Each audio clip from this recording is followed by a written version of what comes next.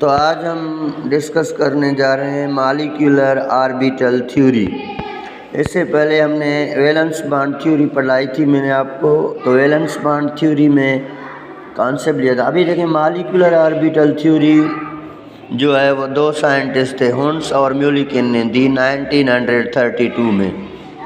अभी molecular orbital theory के जो पास्चुलेट्स हैं वो ये हैं कि कोवेलेंट बॉन्ड की फॉर्मेशन में हाफ फिल्ड और कंप्लीटली फिल्ड ऑर्बिटल्स दोनों हिस्सा लेंगे। तो वैलेंस बॉन्ड थ्योरी ने कहा था कि सिर्फ हाफ फिल्ड ऑर्बिटल, लेकिन मॉलिक्यूलर ऑर्बिटल थ्योरी कहती है कि कोवेलेंट बॉन्ड की फॉर्मेशन में कंप्लीटली फिल्ड और हाफ फिल्ड दोनों ऑर्बिटल्स हिस्सा लेंगे। दूसरे पास्चुलेट में कहती है कि जब एटॉमिक ऑर्बिटल्स ओवरलैप होते हैं तो ओवरलैप होने के बाद वो मॉलिक्यूलर ऑर्बिटल्स बनाते हैं। तो atomic orbitals overlap to form molecular orbital. अभी उसमें ये भी उसने कहा कि नंबर ऑफ जो मॉलिक्यूलर ऑर्बिटल है वो हमेशा नंबर ऑफ एटॉमिक ऑर्बिटल के बराबर होगा। अगर दो एटॉमिक ऑर्बिटल मिलेंगे तो दो मॉलिक्यूलर ऑर्बिटल बनेंगे। अगर चार एटॉमिक ऑर्बिटल होंगे तो चार molecular orbital, means always equal number.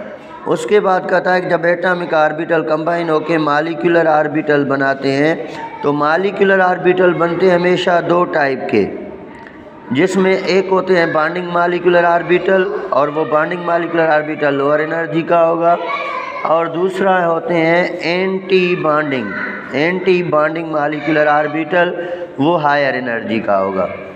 तो बॉन्डिंग मॉलिक्यूलर ऑर्बिटल एक बनेगा और एंटी, आगे एग्जांपल में हम इनको सॉल्व करेंगे। और कहता है एटॉमिक ऑर्बिटल्स मोनोसेंट्रिक होता है, क्योंकि एटॉमिक ऑर्बिटल को एक nucleus, mono means one, centre means nucleus, atomic orbitals को एक न्यूक्लियस अट्रैक्ट करता है, जबकि मॉलिक्यूलर ऑर्बिटल्स को पॉलीसेंट्रिक या मैनी न्यूक्लियस अट्रैक्ट कर सकते हैं। उसके बाद एटॉमिक ऑर्बिटल्स की जो फिलिंग की जाती है उसके लिए इलेक्ट्रॉनिक कॉन्फ़िगरेशन के जो रूल है, अफाबाउ प्रिंसिपल है, हुंस रूल है, N+L रूल है, वो सेम रूल अप्लाई होंगे for filling of molecular orbital की। अभी हम इनको सॉल्व करते हैं। जैसे देखें, अभी यहाँ पे मैंने मॉलिक्यूलर ऑर्बिटल डायग्राम बनाया है हाइड्रोजन का। तो हाइड्रोजन एलिमेंट का के पास 1s1 ऑर्बिटल है, मीन्स एक इलेक्ट्रॉन, इसका एटॉमिक नंबर 1 है। तो हाइड्रोजन का मैंने एक का लिखा 1s1, दूसरे हाइड्रोजन का भी मैंने क्या लिखा है 1s1। तो अभी क्या होगा कि एक 1s1 इस हाइड्रोजन का और दूसरा 1s1 इस हाइड्रोजन का, दोनों एटॉमिक ऑर्बिटल हैं, क्योंकि ये भी हाइड्रोजन एटम का है, ये भी हाइड्रोजन एटम का है। तो मॉलिक्यूलर ऑर्बिटल थ्योरी कहती है ये दोनों एटॉमिक ऑर्बिटल्स ओवरलैप होके मॉलिक्यूलर ऑर्बिटल बनाएंगे, लेकिन वो दो टाइप के। अभी दो एटॉमिक ऑर्बिटल मिले तो दो मॉलिक्यूलर ऑर्बिटल बनेंगे। एक बनेगा बॉन्डिंग मॉलिक्यूलर ऑर्बिटल जो लोअर एनर्जी का है, और दूसरा है एंटी बॉन्डिंग मॉलिक्यूलर ऑर्बिटल जो हायर एनर्जी का है। लेकिन यहाँ मैंने लिखा है सिग्मा बॉन्डिंग मॉलिक्यूलर ऑर्बिटल, क्योंकि एस और एस की ओवरलैप से सिग्मा बॉन्ड बनता है। अभी देखें, एक इलेक्ट्रॉन इस हाइड्रोजन का है 1s1 में, एक इसका है। तो पहले हम फिल करेंगे ऑर्बिटल्स लोअर एनर्जी के, क्योंकि मॉलिक्यूलर ऑर्बिटल लोअर एनर्जी का है। तो एक इलेक्ट्रॉन यहाँ से आया, एक इलेक्ट्रॉन यहाँ से आया, ये बन गए दो इलेक्ट्रॉन। जबकि एंटी बॉन्डिंग ऑर्बिटल खाली है, उसमें कोई भी इलेक्ट्रॉन नहीं बचेगा, क्योंकि एक एक कंप्लीट हो गया। अभी देखें, उसके बाद अगर हम नाइट्रोजन की बात करें N2, तो नाइट्रोजन की कॉन्फ़िगरेशन होती है 1s2 2s2 2px1 2py1 2pz1, और इस दूसरा नाइट्रोजन एटम भी है 1s2, सेम कॉन्फ़िगरेशन रखेगा। अब जब दो नाइट्रोजन मिलेंगे तो N2 मॉलिक्यूल बनाएगा। तो इसका मॉलिक्यूलर ऑर्बिटल डायग्राम कैसे बनेगा?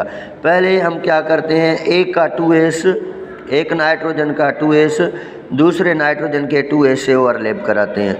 तो 2s की ओवरलैपिंग हुई, ये भी एक s ऑर्बिटल है, ये भी एक s।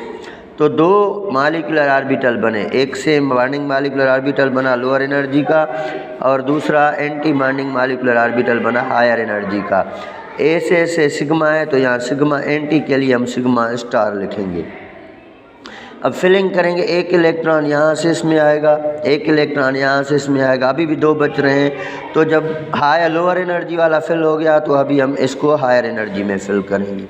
उसके बाद अभी नाइट्रोजन इसके क्या रहते हैं 2px 2py 2pz, इसके भी 2px 2py 2pz। तो अभी हम इसको अलग लिखेंगे। जैसे यहाँ मैंने एक नाइट्रोजन का लिखा 2px 2py 2pz, दूसरे नाइट्रोजन का 2px 2py 2pz। तो अब ये एटॉमिक ऑर्बिटल्स हैं, ओवरलैप होके मॉलिक्यूलर बनाएंगे। तो एक का 2px दूसरे नाइट्रोजन के 2px से ओवरलैप होगा और पाई 2px बॉन्डिंग मॉलिक्यूलर ऑर्बिटल बनाएगा। यहाँ पाई बॉन्ड, क्योंकि px से पाई बॉन्ड, एक का 2py दूसरे के 2py से बॉन्ड होगा और ये भी पाई बॉन्ड बनाएगा। लेकिन ये भी हमारा दो एटॉमिक ऑर्बिटल मिले तो बॉन्डिंग मॉलिक्यूलर ऑर्बिटल बना। एक का 2pz दूसरे का 2pz सिग्मा बॉन्ड बनाएगा, तो इसको हम बोलेंगे sigma 2pz bonding molecular orbital. अभी देखें इसी तरह ये एंटी बनेंगे, तो ये एक बन जाएगा pi star 2px anti bonding molecular orbital, और दूसरा बन गया pi star 2py anti bonding molecular orbital. और इसी तरह ये z क्या बनेगा sigma star 2pz anti bonding molecular orbital. अभी फिलिंग कैसे होगी, तो एक इलेक्ट्रॉन 2px में यहाँ पे है, एक इसका है, तो ये इसमें पाई 2px में आएगा, y वाला y में आएगा, अभी कोई भी नहीं बचा। तो इसी तरह ये इनके मॉलिक्यूलर ऑर्बिटल डायग्राम बनेंगे।